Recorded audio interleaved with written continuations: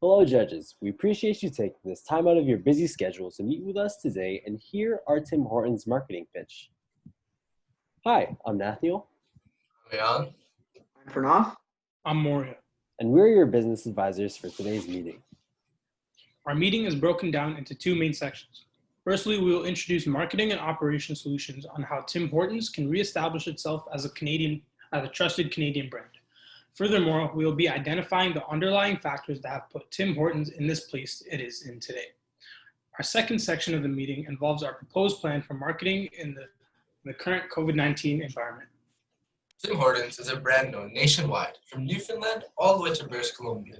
Therefore, it's challenging to find a Canadian who can't recognize the iconic Tim Hortons brand, known for its coffee and donuts. For years, Tim Hortons has been a point of pride and identity for many Canadians. Since its establishment in 1964, it has grown to become the well-known Canadian company it is today. However, in the year of 2014, Burger King bought the brand, and we have seen a decrease in customer loyalty and satisfaction since. A combination of counterintuitive slogans, global expansion, and failed social media marketing attempts have put the company in the position that they are in today. With the brand seeming to lose their Canadian identity, we have to first identify what has caused this. Tim Hortons has used the source of false advertising in the past years. This lie being sold has led to our consumer being fed up and impatient. The company was bought by an American corporation and has pushed for globalization. Being in 14 different countries, Tim Hortons is no longer viewed as the Canadian community-oriented brand it once was. It seems like the push for globalization has backfired greatly.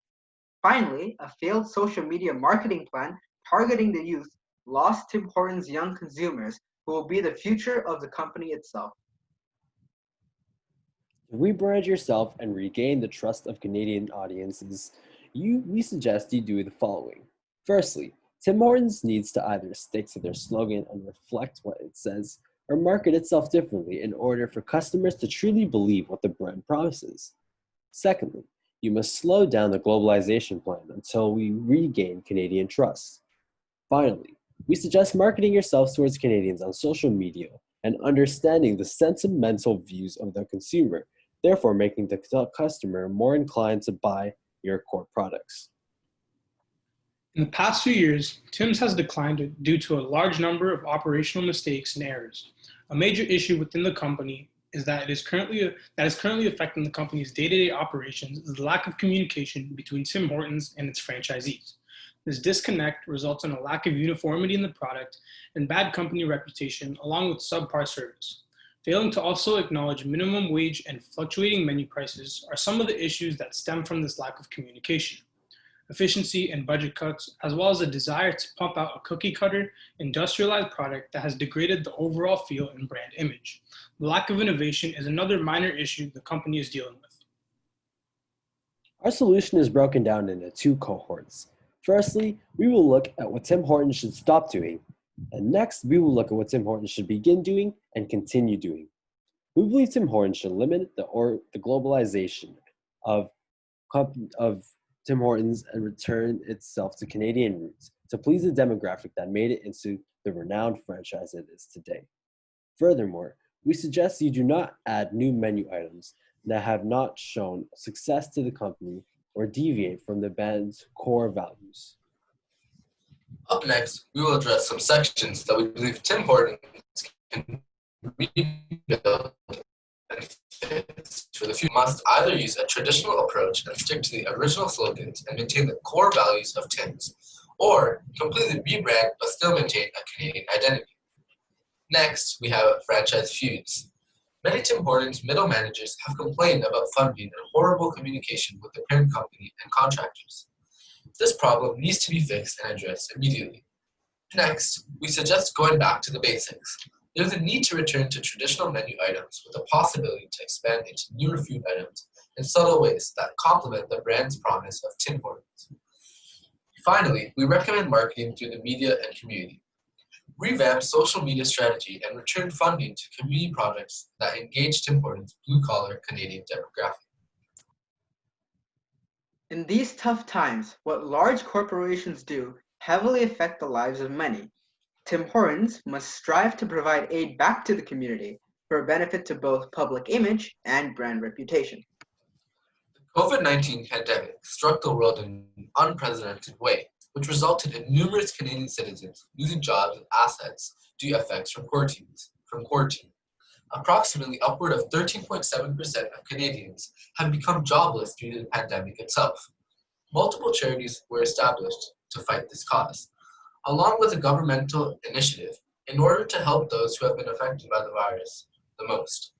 Therefore, it would stand to reason that any assistance that can be given to help the initiative could be considered as beneficial to improve public image for the company. By creating a marketing campaign that publicly demonstrates pandemic assistance, Tim Hortons will both be improving their Canadian image as well as improve their sales. It is imperative that effective supply chains are created, as it is vital to establish strong financial foundations due to the implications of the pandemic. By creating supply chains that are profitable, it would both help business expenditure and assist in growing net value. When advertising for new products, the campaign that shows support for public pandemic relief can help increase overall sales and public image. By stating the importance that is given by the campaign itself to Canada, it may assist in improving the Canadian identity of the brand itself and help bring greater national interest. Creating partnerships with local food banks and charities through both funding and assets can assist in improving brand image, and partnering with local Canadian businesses to integrate into the supply chain, as well as enhance overall brand identity. This will help in both improving the local economy as well as boost the Canadian identity of the brand. With the solutions that can be implemented to help the company during these times, there remains to be certain risks associated with the possible courses of action. The following three are examples of risks that can be attributed to the proposed solutions. Number one, if a proper supply chain cannot be established, for example, through not enough product or a lack of supply, it is possible that the brand itself will become damaged to an irreparable state monetarily. Proper steps must be taken to ensure that the marketing campaigns that involve pandemic relief are treated properly and with correct process.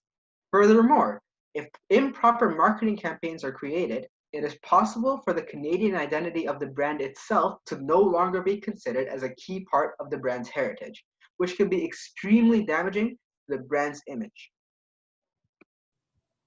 Tim Hortons can use the damage COVID-19 has caused to help improve their brand image and reputation by utilizing their platform to provide assistance to those impacted by the virus itself.